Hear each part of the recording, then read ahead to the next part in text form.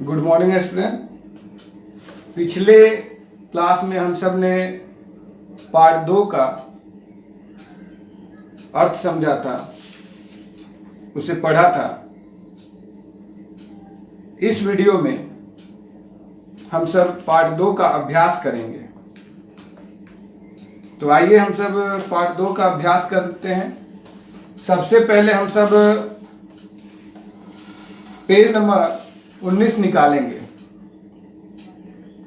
और संप्रति लेखनीयम, इसमें पहला प्रश्न है, निम्नलिखितानि वाक्यानि लंग लकारे लिखत, यानी निम्नलिखित वाक्यों को लंग लकार में लिखना है। उदाहरण दिया हुआ है, ताहा क्रीड़ा क्षेत्रे क्रीडन्ति। लंग लकार इसका होगा ताहा क्रीड़ा क्षेत्रे अक्रीडन। तो इस उदाहरण के अनुसार ही हम सब प्रश्नों को लिखना स्टार्ट करेंगे और उसके उत्तरों को लिखेंगे। पहला प्रश्न, अश्वः क्षेत्रे धावति। लंग लकार में परिवर्तित रूप होगा, अश्वः क्षेत्रे अधावत्। ते छात्राः धावन्ति, ते छात्राः अधावन्। रमा कविताम् अस्मरति, रमा कविताम् अस्मरत्। तौ कुत्र गच्छतः, तौ कुत्र अगच्छताम्। नरः उद्याने भ्रमन्ति, नरः उद्याने अभ्रमन्। वने फले पततः, वने फले अपतताम्। तो ये पहला प्रश्न था, वाक्यों को लंग लकार में लिखना। अब हम दूसरा प्रश्न करेंगे। दूसरा प्रश्न है, निम्नलिखित एषु वाक्येषु निर्देशानुसारम वचनम परिवर्तनम कुरुत। यानी नीचे लिखे हुए वाक्यों में निर्देश के अनुसार वचन परिवर्तन करना है। यानी जिस वचन में हमें बोला जाएगा, हमें उस वचन में वाक्य को पुनः लिखना होगा। उदाहरण के तौर पर, ते गृहम अगच्छन्, एक वचन में इसे लिखना है, सः गृहम अगच्छत्। तो इसी प्रकार बाकी सारे प्रश्नों को हम लोग को लिखना होगा। प्रश्न है, वृद्धः नरः जलम अपिबत्। इसे बहुवचन में परिवर्तन करेंगे, वृद्धाः नरः जलम अपिबन्। अगला प्रश्न, तौ प्रातः अभ्रताम्। इसे बहुवचन में परिवर्तित करेंगे, ते प्रातः अभ्रमन्। अगला प्रश्न, शिक्षकाः भ्रमणाय अगच्छन्। इसे एक वचन में परिवर्तन करेंगे, शिक्षकः भ्रमणाय अगच्छत्। अगला प्रश्न है, नक्षत्र अभाषताम्। एक वचन में इसको परिवर्तित करेंगे, नक्षत्रः अभाषत। अगला प्रश्न, ते विद्यालये अपठन्। इसे द्विवचन में परिवर्तित करेंगे, तो विद्यालय अपठताम्। तो ये हमारा दूसरा प्रश्न था। तीसरा प्रश्न है, निम्नलिखितानि वाक्यानि उचित क्रमेण लिखत। यानी नीचे लिखे हुए वाक्यों को क्रम अनुसार में लिखना है और इसे एक सही सेंटेंस बनाना है। शब्द इधर उधर हैं, उन शब्दों को क्रमगत जोड़कर, क्रमानुसार जोड़कर एक हमें वाक्य, सार्थक वाक्य बनाना होगा। उदाहरण के लिए देखिए, अरक्षन् देशम सैनिकाः। तो अरक्षन् देशम सैनिकाः, ये कोई शुद्ध वाक्य नहीं हुआ। इसे हम शुद्ध करके इस प्रकार लिखेंगे, सैनिकाः देशम अरक्षन्। तो इसी प्रकार जो प्रश्न दिए हुए हैं उन प्रश्नों को हम लिखेंगे। प्रश्न है, विद्यालयेषु अपठन् बालकाः। इसे हम क्रमानुसार लिखेंगे, बालकाः विद्यालयेषु अपठन्। अगला प्रश्न, अधावन् बालः ताह, शुद्ध वाक्य होगा ताह बालाः अधावन। अगला प्रश्न, अपीबत जलम नरः, शुद्ध वाक्य नरः जलम अपीबत। अगला प्रश्न, अगच्छताम सैनिको तत्र,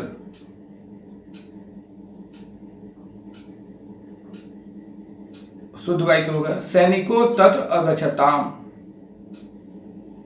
अगला प्रश्न, उद्याने अभ्रमण नरः, शुद्ध वाक्य होगा नरः उद्याने अभ्रमण। तो ये प्रश्न 3 था जिसमें वाक्यों को हमें पुनः शुद्ध करके लिखना था। अब प्रश्न 4 है, मंजूषाया सहायता एक पदेन उत्तरत, यानी मंजूषा की सहायता से, यानी जो ऊपर में आप बॉक्स देख रहे हैं उसे हम मंजूषा कहते हैं संस्कृत में, जिसे इंग्लिश में हम लोग हेल्प बॉक्स कहते हैं। तो इस हेल्प बॉक्स में जो वर्ड दिया हुआ है, जो शब्द दिए हुए हैं, उनसे हमें एक पद में उत्तर लिखना है। एक पदेन अर्थ 1 वर्ड। याद रखिएगा, जब भी प्रश्न एक पदेन में रहता है तो हमें उसका उत्तर एक शब्द में देना होता है। अगर हम उसका उत्तर पूरे वाक्य में देते हैं तो वो गलत हो जाता है। इसलिए इस बात पर हमेशा आप सब ध्यान रखेंगे कि एक पदेन मतलब 1 वर्ड, केवल एक शब्द में ही उत्तर देना है, एक पद में ही उत्तर देना है। चलिए प्रारंभ करते हैं।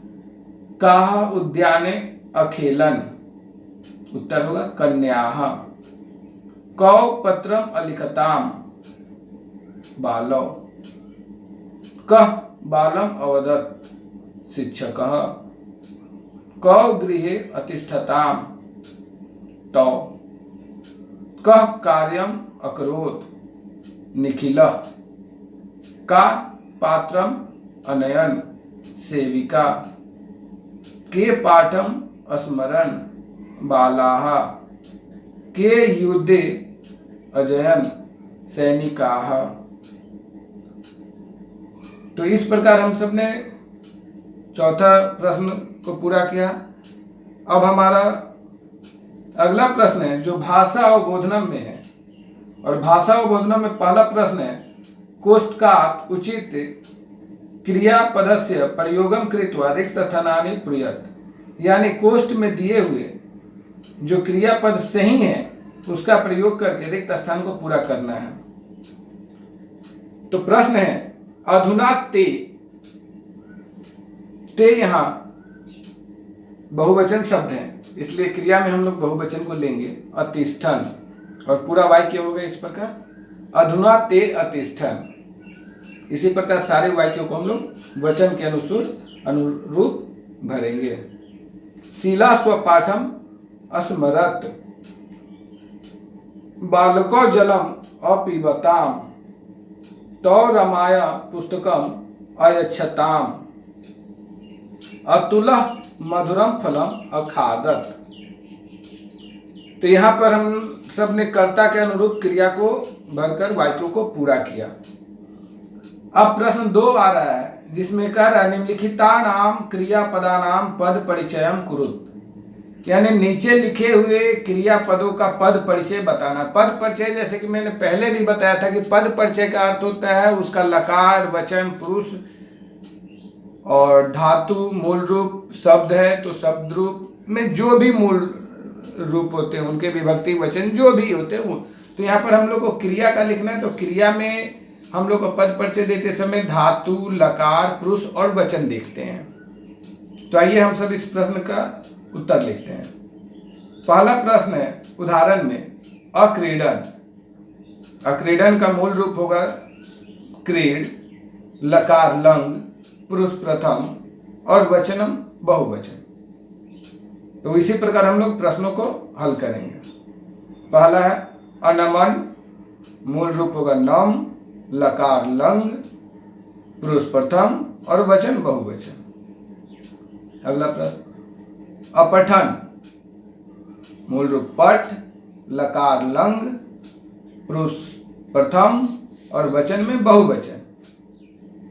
अगला प्रश्न अवदताम, मूल रूप वद, लकार लंग, पुरुष प्रथम और वचन द्विवचनम। अगला प्रश्न है अचलत, मूल रूप चल, लकार लंग, पुरुष प्रथम और वचन एक वचन।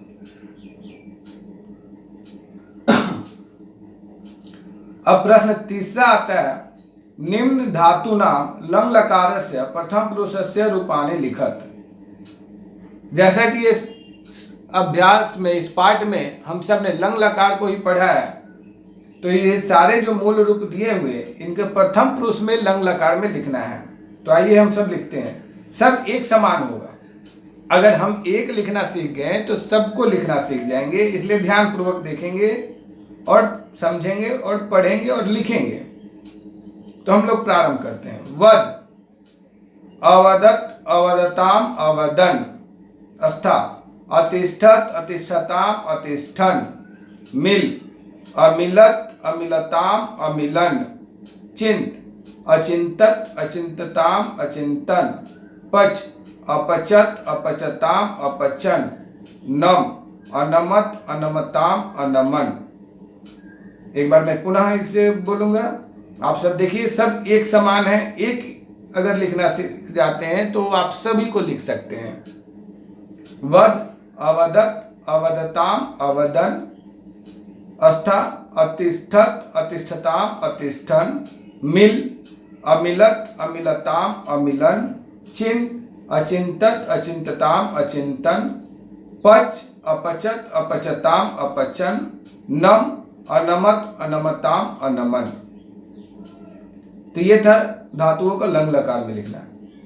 अब प्रश्न 4 जो है कह रहा है वाक्यानि शुद्धानि कुरुत, यानी वाक्यों को शुद्ध करके लिखना है। यानी यहाँ जो है कर्ता के अनुसार क्रिया गलत है, हमें कर्ता के अनुसार क्रिया को सही करना होगा।